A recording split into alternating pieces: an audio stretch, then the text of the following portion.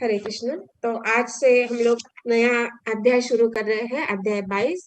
तो इसमें पहले श्लोक में बताया गया कि जैसे मैत्रेय मुनि यहाँ पे कह रहे हैं, अभी हम लोग देख रहे हैं ना, ये मैत्रेय विदुर संवाद हो रहा है।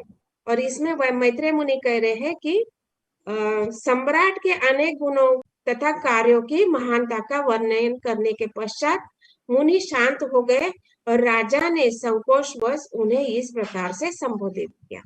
तो यहाँ पे मैत्रेय मुनि विदुर जी को बता रहे कि यहाँ पे जो राजा है स्वयंभू मनु राजा जो है, वो कर्दम मुनि से बात कर रहे हैं, कुछ प्रश्न पूछ रहे हैं।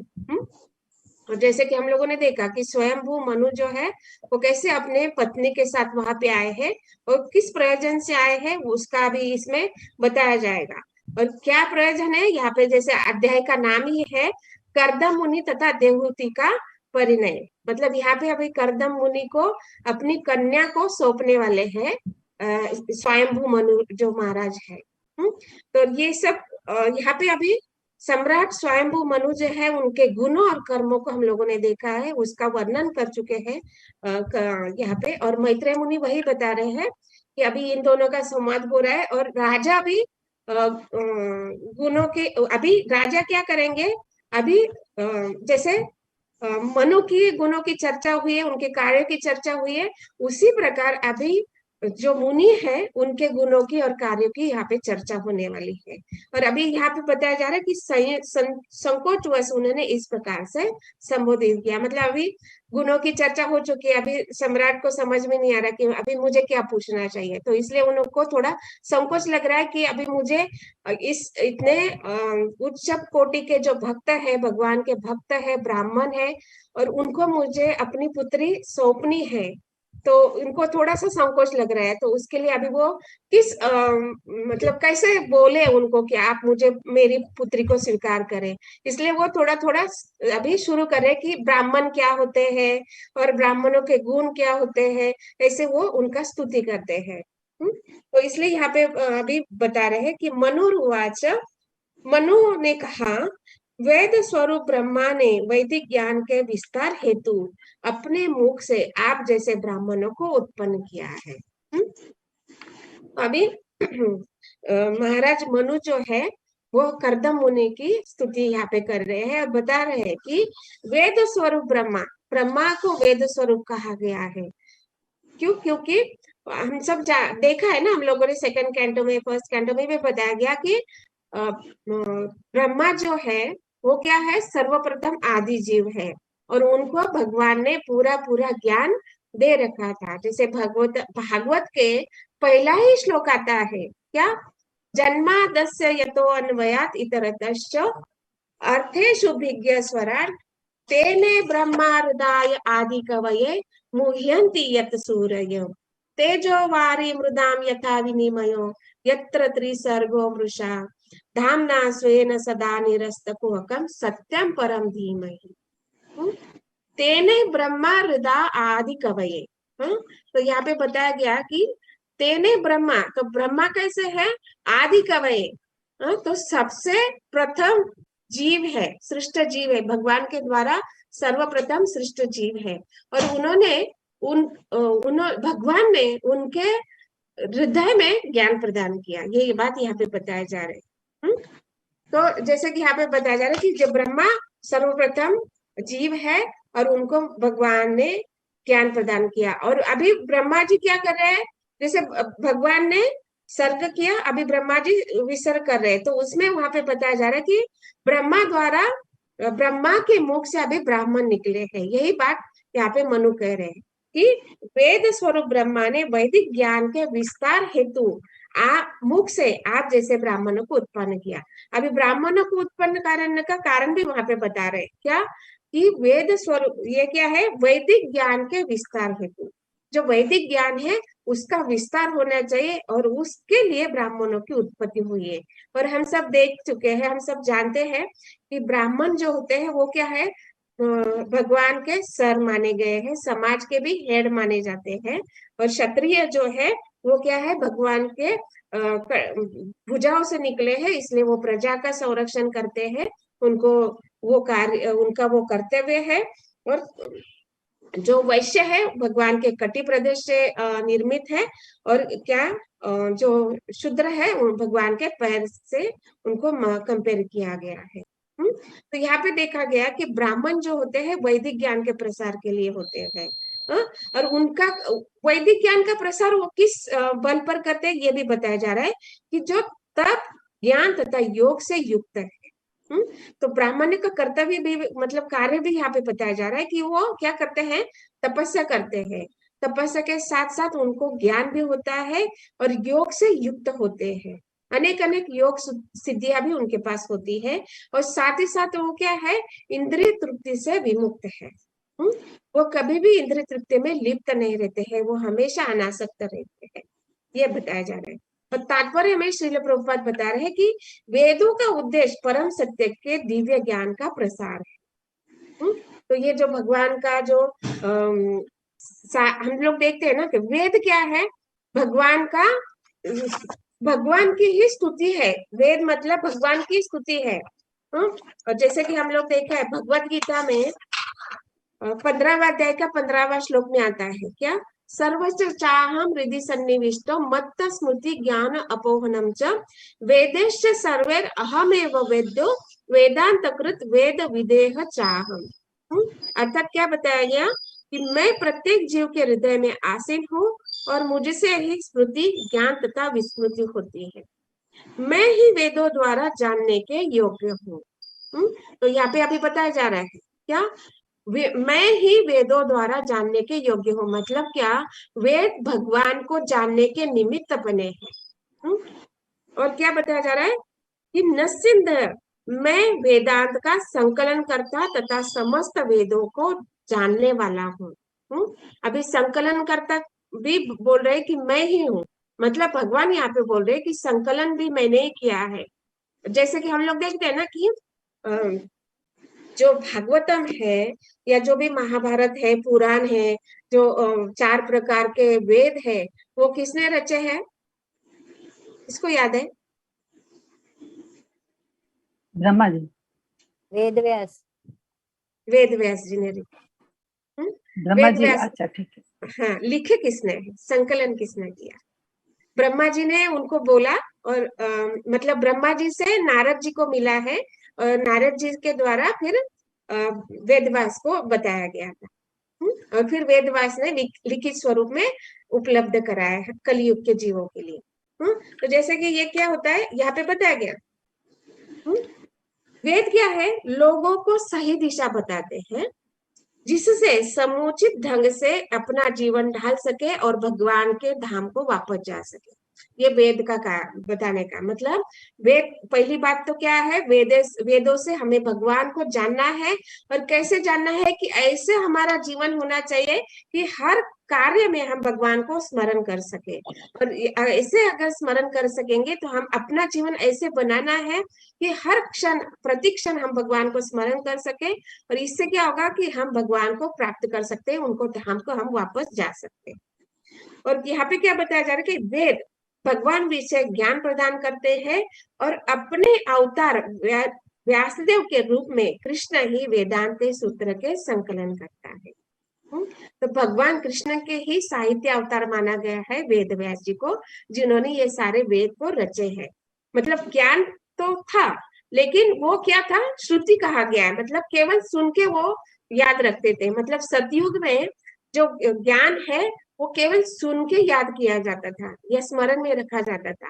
लेकिन जैसे जैसे युग आगे बढ़ता गया, त्रेता युग, द्वापर युग आया और कलयुग जब आया, तो ये कलयुग के जीव कैसे होते हैं, हतभागी, मंद, झगड़ालू, आलसी, कलह के, छोटा सा भी कारण है तो कलह करने वाले, ऐसे अल्प बुद्धि होने के कारण वो साधुगण मुनिगण जानते थे कि कलयुग में जीव कैसे होने वाले हैं। इसलिए ये जो वेद व्यास जी है, उन्होंने ये जो ज्ञान है पूरा लिखित स्वरूप में कलयुग के जीवों के लिए उपलब्ध कराया। दैट मीन्स ये जो मुनि है वो कितना दूर की सोचते थे। मतलब हम लोग देखते हैं ना कि सतयुग का आयु कितना होता है, त्रेता युग का कितना होता है, द्वापर युग का कितना होता है, कलयुग का कितना छोटा सा है। तो इतना सा छोटा से आयु में वो भगवान को कैसे जान सकते हैं? तो इसलिए उन्होंने क्या किया कि ये सारे जो वेद है वो अलग अलग उन्होंने डिवीजन कर दिए। जैसे 4 वेद बनाए हैं, महाभारत लिखा है, रामायण लिखा है, भागवत लिखा है। तो यहाँ पे ये बताया जा रहा है। और इसके क्या है, इसलिए उन्होंने क्या किया कि ये जो वेद है, वेद से हमें क्यों किया, इसलिए कि हम जो इस कलयुग के जीव है, मंदबुद्धि, हतभागी है और झगड़ालू है, आलसी भी है, हम और हमारे पास इतना ज्ञान भी नहीं है और समय भी नहीं है, क्योंकि आयु इतनी छोटी है 100 बरस की, और अभी तो कितना है 70-80 बहुत हो जाता है।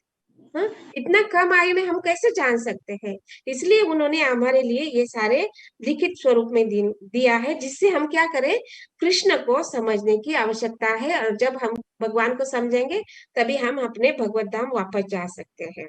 और वेद क्या है?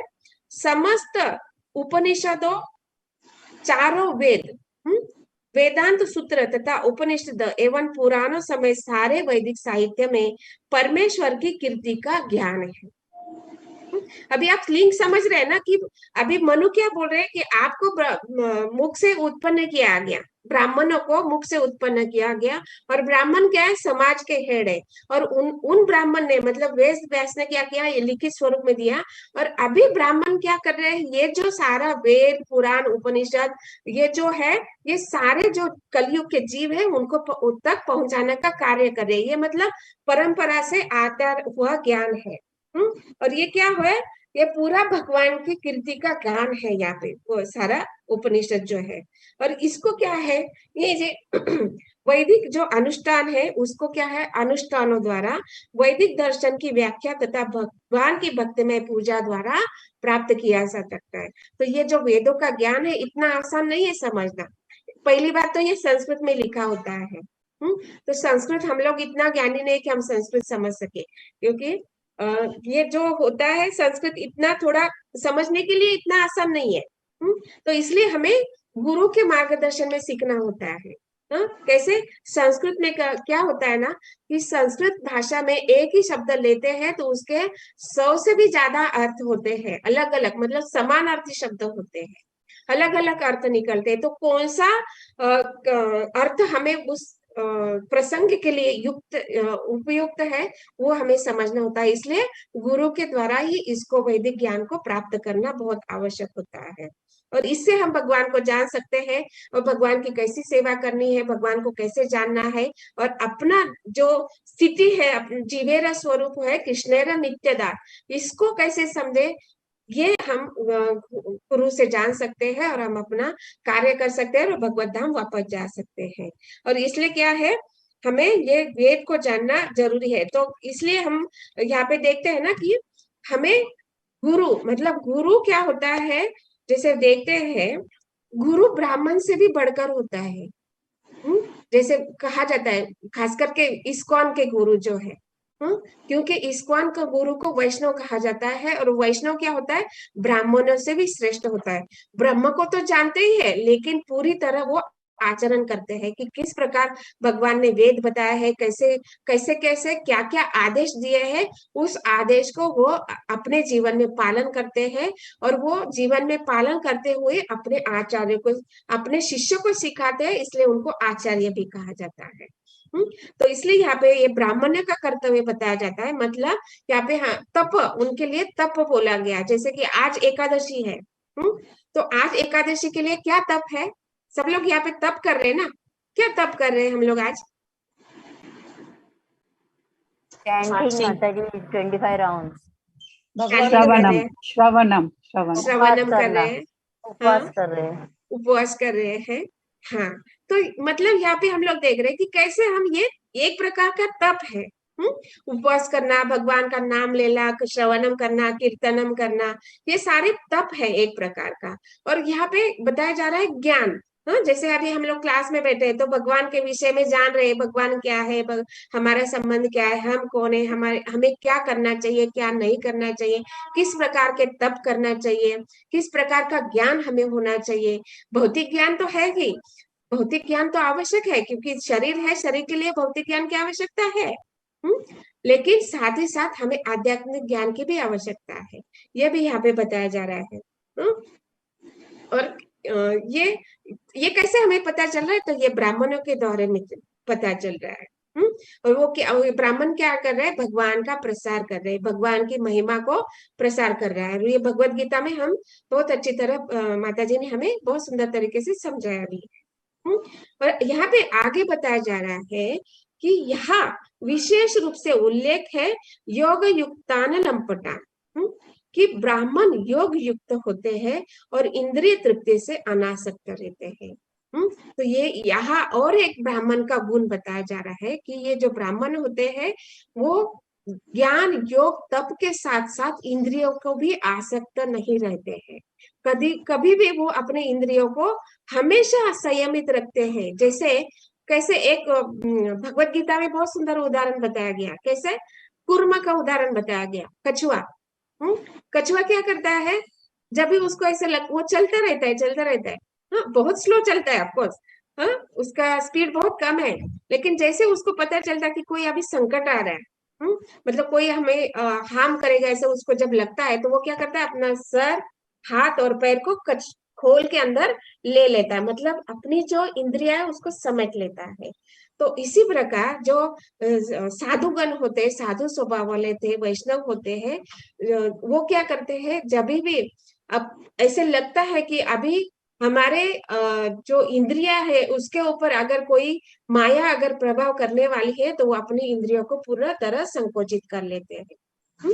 जैसे कि हम लोग यहाँ पे कर रहे हैं ना, आज एकादशी है, तो एकादशी के लिए क्या कहा जा रहा है, हमें अन्न नहीं ग्रहण करना है। अन्न हमें फल और दूध या जो भी उपवास के लिए बताए गए हैं उसको स्वीकार करना है। तो हम आज अन्न ग्रहण नहीं करेंगे, दैट मीन्स क्या कर रहे हैं, हम अपनी इंद्रियों को नियमित करने का यहाँ पे प्रयास कर रहे हैं। उसी प्रकार ये जो ब्राह्मण है वो सारे की सारी जो हमारी ज्ञानेन्द्रिया है, कर्मेंद्रिया है, ये सारे इंद्रियों को वो नियमित करते हैं। इसलिए वो क्या होता है, कभी भी किसी चीज में आसक्ति नहीं रखते हैं। इसलिए यहाँ पे बताया जा रहा है। और इसी के कारण वो क्या होते हैं, वो उनको देवता कहा जाता है, वो देवता के स्तर पर आ जाते हैं, क्योंकि वो पूरी तरह इंद्रिय के संयमित होते हैं। और दूसरे प्रकार के लोग यहाँ पे बताया जाता है कि जो व्यक्ति, जो मनुष्य, जो जीव अपने इंद्रियों को संयमित नहीं कर सकता है, उनको आसुर कहा गया है। क्योंकि उनका वो इंद्रिय संयमन न होने के कारण वो कुछ भी और कहीं भी कोई भी कार्य करते हैं। मतलब क्या कि जो आदेश भगवान ने दिए हैं हमेशा उसका विपरीत करने वाले को असुर कहा गया है। और जो ऋषिगण है, देवतागण है, ब्राह्मण है, वो जो ऋषि तुल्य ब्राह्मण तुल्य जो व्यक्ति है, वो हमेशा भगवान के आदेश को पालन करते हुए अपने जीवन को व्यापन करता है।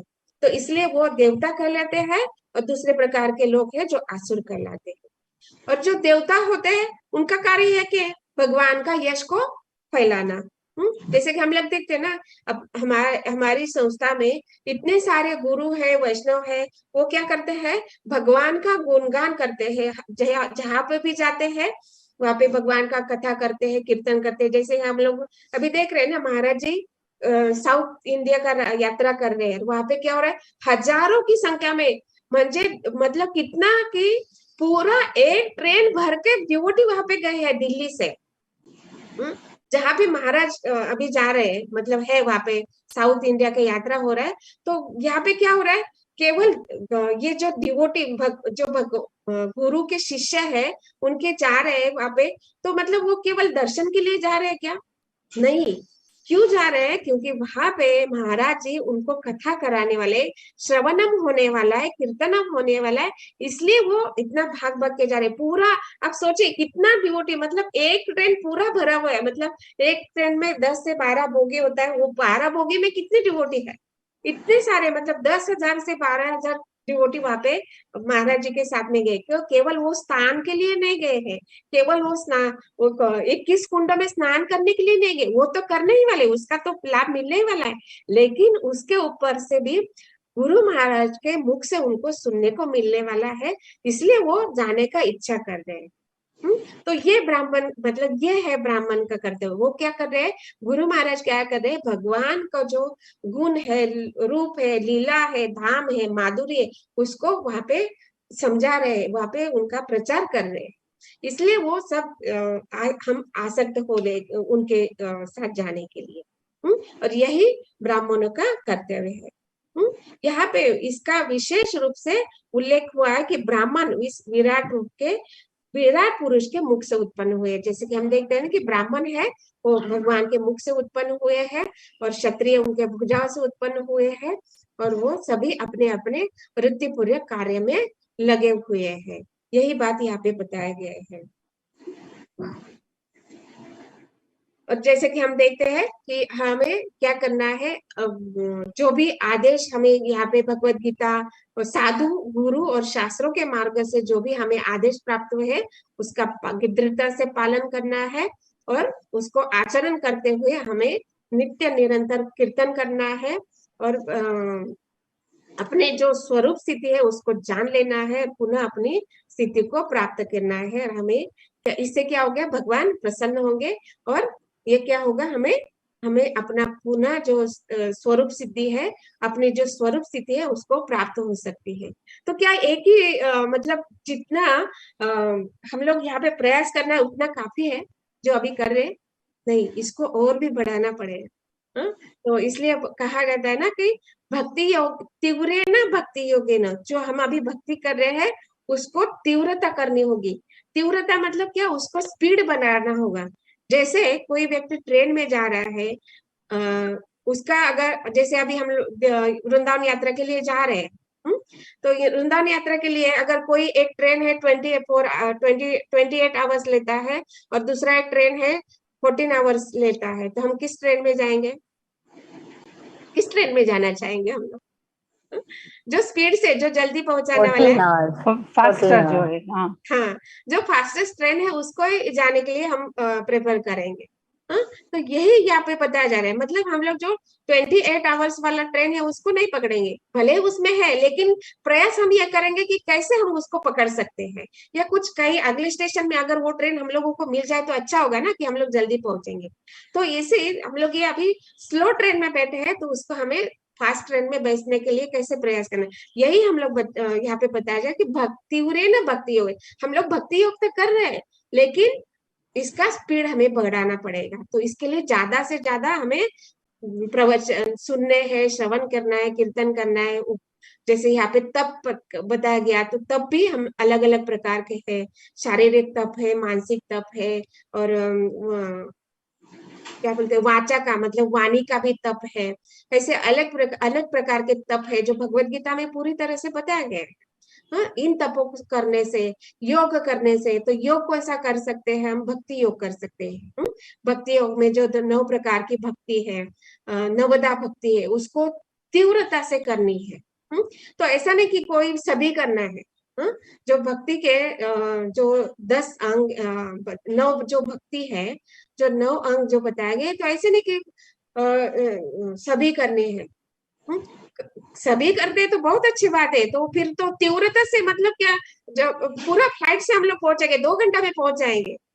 जैसे पूरा के 10 करते हैं, तो हम जैसे प्लेन में बैठ के 2 घंटे में पहुंच जाएंगे, वैसे उतना स्पीड हम लोगों को मिल जाएगा।